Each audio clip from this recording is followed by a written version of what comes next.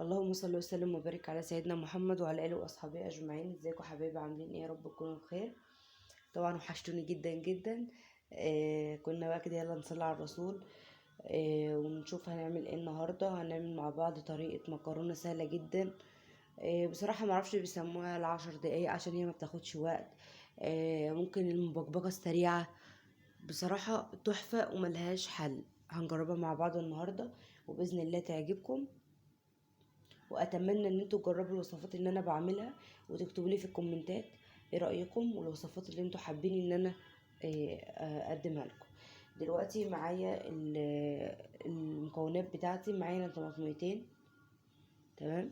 عايزه تستخدمي طماطم واحده مفيش مشكله، عايزه تستخدمي 3 طماطمات مفيش مشكله. الطماطم كده كده هتحليها، مش هتخلي فيها حاجه يعني.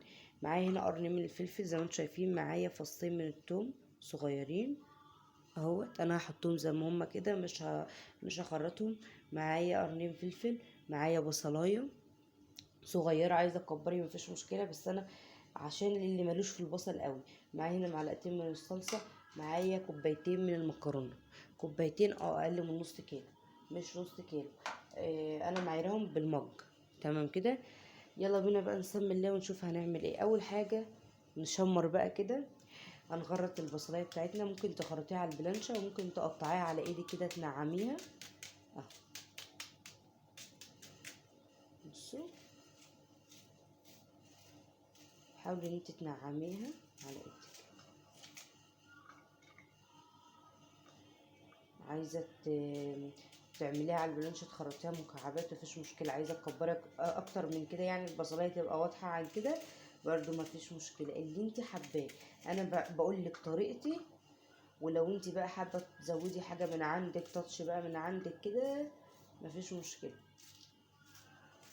طبعا معانا طبعا في المقادير زيت، ومعانا البهارات بتاعتنا.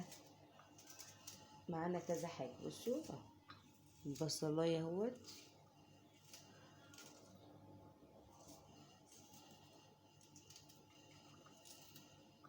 طبعا كل شويه بنحتار في الاكل هنعمل ايه. قلت مفيش اسهل من المكرونه السريعه دي، وحلاوتها كمان يعني ما شاء الله طعمها بيبقى تحفه. انا عملتها على فكره مره قبل كده، مش فاكره مصورها ولا لا. بصوا، خرب برضو الفلفل بتاعنا كده.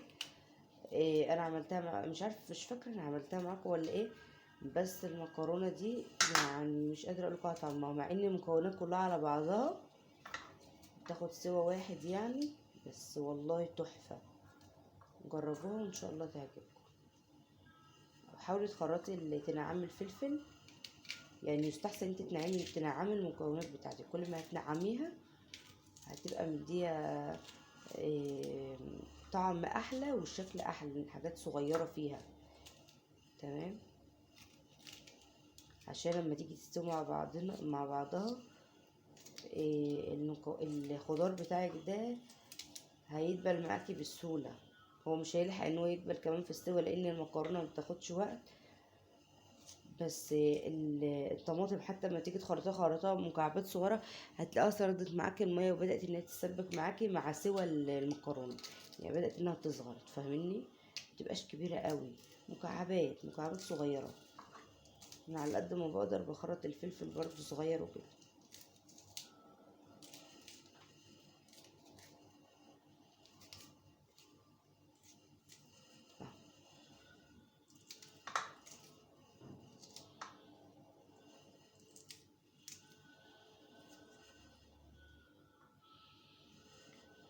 طبعا انا غاسله الخضار بتاعي ده. تمام.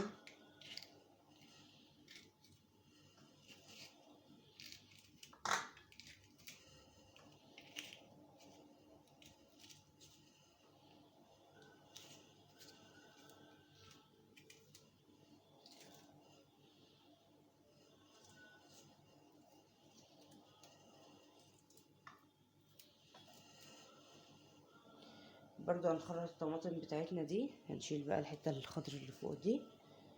تمام. هخرطها ونشوف هنعمل ايه مع بعض عشان مطولش عليكم الفيديو.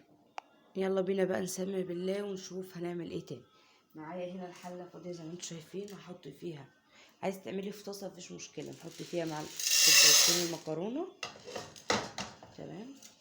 عايزه تحطي في طاسه مفيش مشكله، طاسه واسعه شويه مفيش مشكله.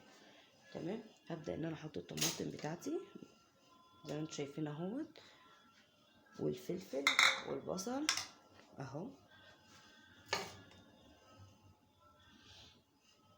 طبعا ايديا نضيفه، نشيل كل حاجه برضو منبقاش سايبين فيها مقادير. البصل اهو،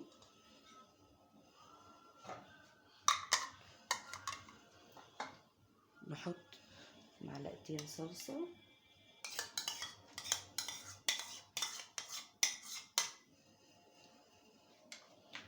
تمام كده. هنحط البهارات بتاعتنا، ونجيب معلقه نحط معلقه ملح صغيره،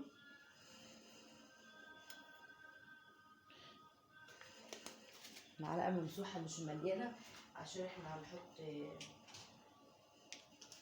هنحط مكعب ماجي، معلقه فلفل اسمر صغيره، وهنحط مكعب مرقه،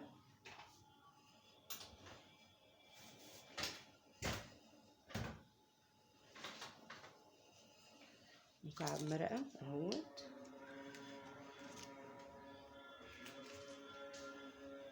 طبعا اقامه الصلاه الموجود الاعظم. فهفضل بقى هحط ايه، هولع النار بتاعتي. تمام كده. هحط الزيت بتاعي، هحط نص كوبايه زيت. بصوا ده زيت اهو، او اقل من نص بحاجه بسيطه، بس كده اقل من نص حاجه بسيطه. تمام. دلوقتي بقى هحط المج اللي انا عايرت بيه بالمكرونه، هعاير بيه بالميه. تمام كده. كوبايه الميه، هحط كوبايتين من الميه، هحط كوبايتين من الميه. ما ننساش ان في خضار معانا فهيسرد الميه بتاعته. تمام اهو.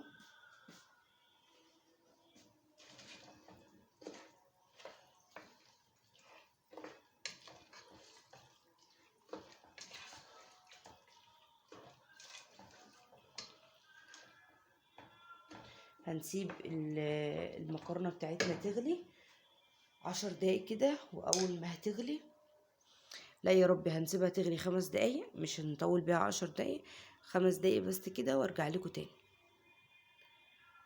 بصوا بقى زي ما انتم شايفين المكرونه بتاعتنا بصراحه ما سبتهاش 5 دقايق ولا حاجه، هي دوبك اول ما غليت اهي.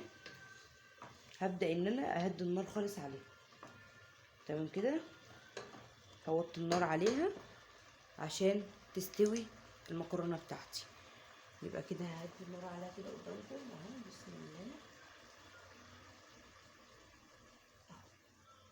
هغطي بقى الحله بتاعتي، واول ما المكرونه لو بعد 10 دقايق كده حسيت ان هي نشفت وعايزه ميه تاني، زودي لها نص كوبايه ميه. تمام كده. بعد 10 دقايق لما بتغلي جيتي تشوفيها لقيتها حاسه الميه بتاعتها نشفت، زودي لها نص كوبايه ميه. بصوا زودوا الميه بالتدريج، انا حطيت كوبايتين ميه في الاول عشان لو انا محتاجش بعد كده، لما لو انا احتجت احط نص كوبايه ميه.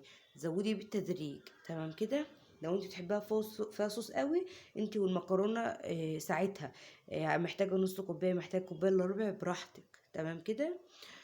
على ما المكرونه بتاعتنا تستوي تخش في السوا برضو هرجع لكم تاني. بصوا بقى حبايبي زي ما انتم شايفين المكرونه معايا، انا حابه ان انا ازود لها، هي خلاص داخله في السوا، هي خلاص يعني دقيقتين وهطفي عليها. حابه ان انا ازود لها شويه ميه اهو، بحوالي نص كوبايه. انا كان معايا كوبايه الا ربع، لسه باقي منها معايا اهو. اهو بسم الله الرحمن الرحيم.